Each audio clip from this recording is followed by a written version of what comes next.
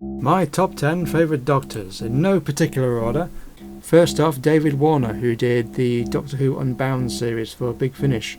My favourite story of that being The Masters of War, which is a Dalek story. Also starred Nicholas Courtney as Brigadier and Terry Malloy as Davros. Next up, Peter Cushing. He was my first Doctor. This was the first time I'd ever heard the word Doctor Who or the name Daleks. And I was a little bit confused when I actually got around to watching the classic series as to why he wasn't in anymore, or why they were just... I was like, why are these movies? Wait a minute, I've seen this one, this is a movie version. I wish they'd done more, because they were going to do a chase. They basically remade the first and second Dalek stories, and they were going to do the chase, but I don't think the second one did very well, or Dalek Mania started to die off a little bit. I'm not exactly sure what the reason was, but no, he was a fantastic Doctor. In a way, I'd wished he'd done enough to maybe have his friend Christopher Lee, because Christopher Lee as a Doctor Who villain would have been fantastic. Next up, Paul McGann.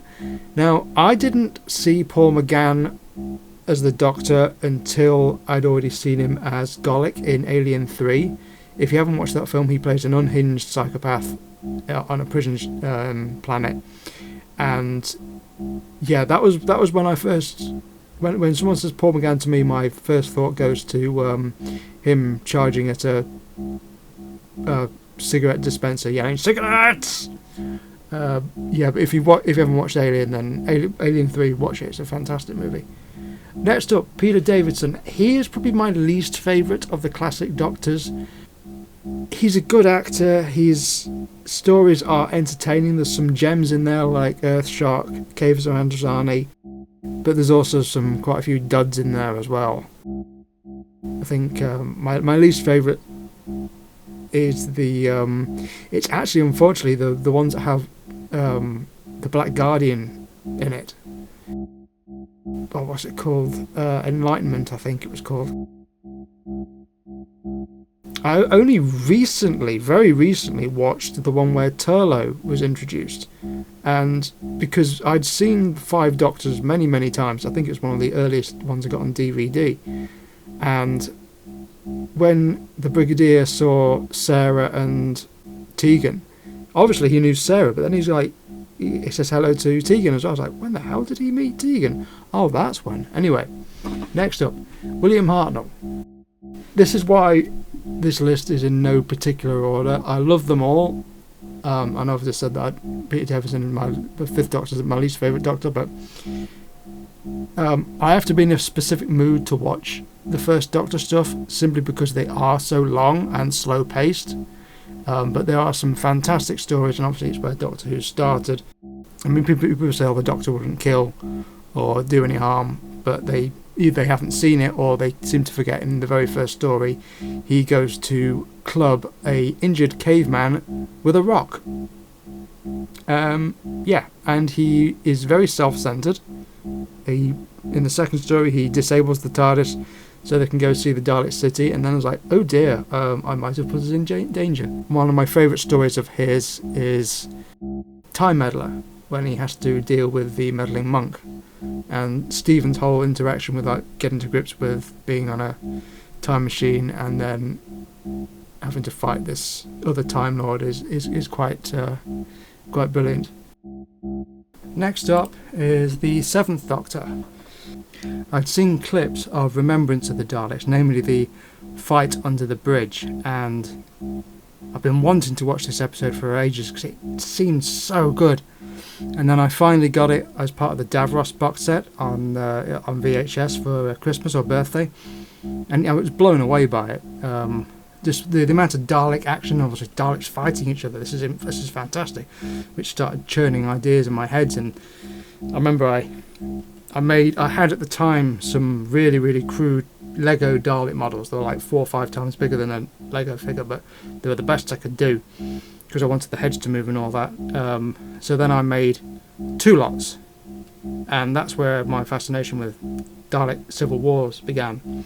But no, the first episode of his I watched was The Happiness Patrol on UK Gold, because back in the day I used to record Doctor Who stories. They'd show the entire thing, 2 or 3 hours or whatever, however it was long, on UK Gold. So I'd set it up to record, and then the night before, and then rush down to see and then realise that my dad had got up at like 7 o'clock and started to watch TV. And back then, if you changed the remote, the channel, it changed what the video was called, so you could see it change to like the news or another program, and then quickly change back. Or worse, the recording, it would go from like, I don't know, 6 in the morning till 9 in the morning if it was a particularly long one. So you'd do sort of like 10 minutes either side. But sometimes for some reason it would start late, it would go longer, so then you're missing the last 5-6 minutes of the show. And the worst part of that I'll get to in a bit. But yes, Sylvester McCoy is one of my early Doctors as well. Next up, Tom Baker. He has the honour of being the first classic Doctor I ever watched. The very first classic Doctor story I saw was Terror of the Zygons, which is an interesting one to start with. Obviously I'd seen the Daleks. I wanted more Daleks. So I thought, there's more Dalek stuff. And as a really, really late Christmas or birthday present, my mum got me Terror of the Zygons on VHS. I remember it came late because she bought it, and there was a delay in shipping, and it wasn't going to arrive in time for Christmas. She bought me and my brother a VHS of something, and anyway, so she'd forgot about it. Or back then, it was mail order only, so there's no online. You couldn't phone up and cancel it. And then they turned up. She was going to send them back, but I think we'd done something like helpful or something. So she gave me and my brother the VHS and said, "Here you go, it's a very late Christmas present." Oh, fantastic! But no, still to this day, I really, really do enjoy Fourth Doctor stuff. Gets a bit sort of like I'm not going to say weak, but airy fairy, sort of like towards the end. We're talking like Meglos, E-Trilogy, E-Space Trilogy, that sort of thing. But then you end with a couple of really good stories, Keeper of Traken and Logopolis. And I remember I watched them completely out of order, so I knew Anthony Ailing was the master. I think I'd seen Time Flight or something. No, I've probably seen Caves of Androzani. Not Caves of Androzani, Fire Planet. Before that, so I knew he was the master. So when I saw him playing Nissa's dad, what's his name? I can't remember his name. Anyway, when I saw him, and it's clearly Anthony Ailing. It's not one of these things where he's in the disguise. I thought, is that the master? And then he wasn't the master, but then he was the master. And you've got the really, really good, I think, what's his name, Geoffrey Beavers, I think, it's one of those voices that sticks in your head when he speaks. And I can't do his voice, but that last line he goes with, "A new body at last." He's got that kind of like airy raspiness to his voice that's, whenever he speaks, he just captivates you with everything he says. But yeah, no, I think I've got almost all of Tom Baker's stuff, and I'm probably missing a few on DVD, but I've got most of them on VHS. Still got my VHSs in sealed boxes, but no, he had some really good companions. I wish Harry had stayed around more. He was quite good, but I think Sarah was too strong to put him with them together. But I was quite confused when I saw that, because I saw Harry obviously in Fourth Doctor stuff, and then after that I saw Carnival of Monsters. I thought, hang on, that's Harry, he's a sailor. Because obviously it's set that was quite a few years before that. It might have even been 100 years, I don't know. Third Doctor, Jon Pertwee. Whenever I watch one of his stories, I have to then rewatch all of his stories. Doesn't matter where I start. I'm probably one of the few people that really enjoys Connolly in Space, because again, it was one of my very, very early Doctor Who stories. No, that was the very first one I recorded on UK Gold, because I bought that one and I was like, we couldn't afford playing the tiny violin here, but back then me and my family didn't have much money, and I was like, I really want more Doctor Who VHSs, and I was like, well, we can't afford it, and I didn't have enough pocket money to get any, because they were like £10 or something. This is back when you could get things quite cheap compared now. And I was like, oh, how am I going to watch it? I said we didn't have much money, but we had Sky. I think we got some kind of weird deal on it. So I thought, right, I'm going to start recording on UK Golf. And that's how I started to see them. But no, Colony in Space was the first one. It took me a while to watch it because I did find it quite boring because it's very slow, but once you get into it, it's a really, really good story. One of my all-time favourite classic Doctor Who stories is the Silurians. Just absolutely, I love how you don't. This is when I'm talking about Doctor Classic versus New series. I use Silurians as a perfect example because you don't see the monster, the alien, whatever, the threat, for so long. This is why I think these multi-episode stories work better, because yes, you're telling a shorter story, but you also got that time. You've got a movie length to tell it, and yeah, when you finally see the Silurian, you're like the Doctor. You're like, what the hell is that? And then they redesigned it, but I'm not going to talk about that. Okay, so next, second Doctor, Patrick Troughton. I didn't see any of his stuff a long time. I saw clips of Evil of the Daleks. It's kind of ironic. My two favourite Dalek stories are Evil and Power of the Daleks, both which don't exist, and I refuse to watch the awful animated ones. I'm sorry, but they are horrible. They are really, really badly done. But he has very few bad stories or unwatchable stories. I'm trying to think of any that I skip. There isn't any. I don't think they've animated Highlanders yet, have they? Because I've only just recently listened to the audiobook of that, and that would be a really, really cool story to see. Yes, I'd seen him in obviously the Three Doctors first. I was like, who's this guy? Oh, he must be the second, and it just made me that much more eager to watch them. I think I watched them completely out of order, which I'll mention in a minute. But yes, so, and even though I said this wasn't in any particular order, but second Doctor and the next choice, the sixth Doctor, Colin Baker, are my two favourite Doctors, and so happen they appear in an episode together.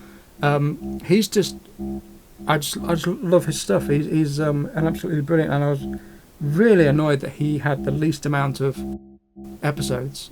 I mean, what a way to introduce the Doctor is by throttling the companion and almost killing her on the floor of the TARDIS. And just a lot of range as a Doctor and some really, really, really awesome stories.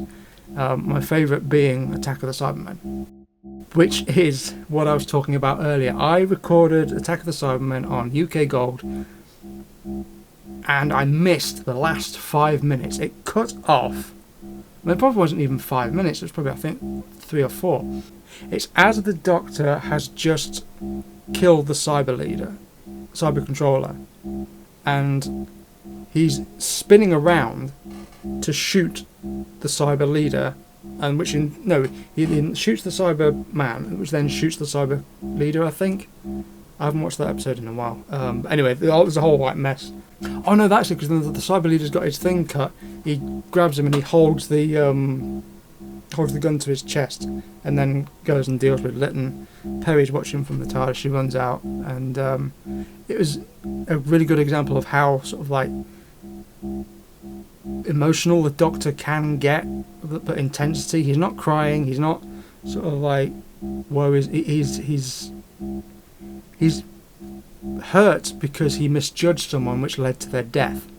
And that cyber conversion was horrific. I think I'd recently seen First Contact or something, so I was familiar with the Borg, and that freaked me out that the Cybermen essentially do the same thing. I was like, oh, they just put you in a suit. I went, no, it gets far worse than that. But yes, Sixth Doctor is my absolute favourite.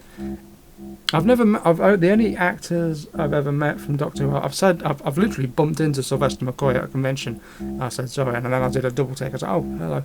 Held the door open for Paul McGann at a convention I went to recently. I was so tempted to get an autograph, but I have a thing about paying for autographs. I don't like it.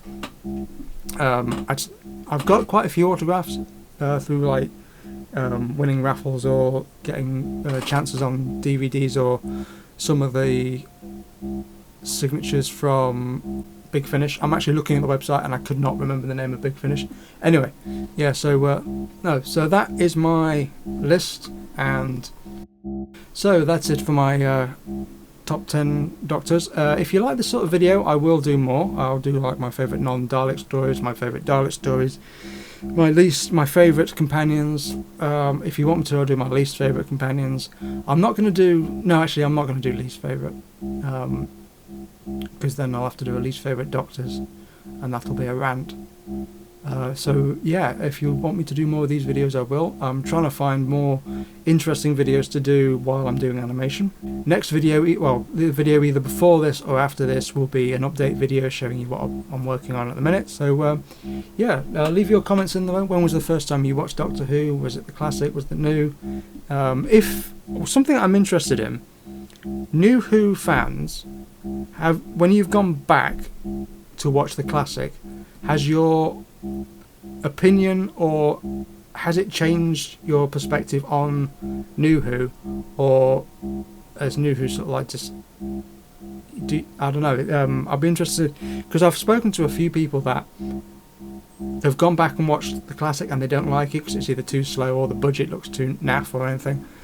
But then I've spoken to a couple of people that have said they've gone back and they've loved it. They've loved it even more than the newer stuff, because they don't have the budget to do the amazing effects and all that. So they've had to focus more on the story. Just something I'm interested in. I'm not trying to, be one of those hate channels, which is why I've never done another Doctor Who Sucks video. But yeah, it'd be interesting to hear your comments, and hopefully see you in the next video. If you like this content and wish to support the channel, click the subscribe button and do not forget to hit the... No, we're not doing that. Go on, out.